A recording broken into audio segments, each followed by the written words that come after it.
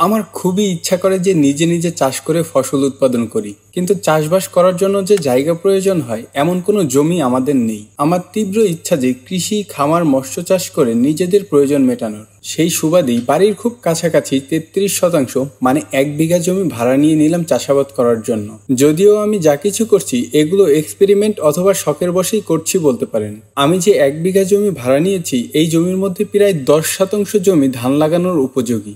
এখন যেহেতু ধান লাগানোর সিজন, এ কারণে আমি সর্বপ্রথম এখান থেকে কিছুটা জায়গায় ধানের বীজ বপন করব।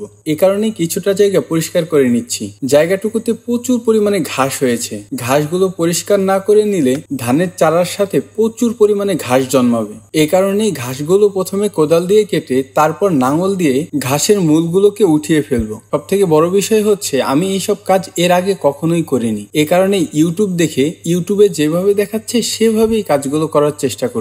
এখন কোদাল দিয়ে মাটিগুলো ভালোভাবে আলগা করে নিতে হবে, যাতে করে ঘাসের মূলগুলো সহজে বেছে ফেলার পাশাপাশি পানি দিয়ে মাটিগুলো খুব সহজে নরম করে ফেলতে পারি। এর পাশাপাশি মাটিগুলো নরম হবার কারণে বীজ থেকে খুব সহজে চারার শিকড় গজাতে পারবে। জমিটুকু প্রস্তুত করে এখন বীজ ধানগুলো 12 থেকে 24 ঘন্টা ভিজিয়ে রাখতে হবে। বীজগুলো 12 থেকে 24 ঘন্টা ভেজানোর পর পানি থেকে উঠিয়ে কলাপাতার উপরে ভালোভাবে বিছিয়ে দিয়ে কিছু একটা দিয়ে ঢেকে দিতে হবে, যাতে করে বীজগুলোর মধ্যে খুব বেশি বাতাস প্রবেশ না করে। এভাবে 2 থেকে 3 দিন রেখে দেওয়ার পর বীজগুলো খুব ভালোভাবে অঙ্কুরোদ্গম হয়েছে।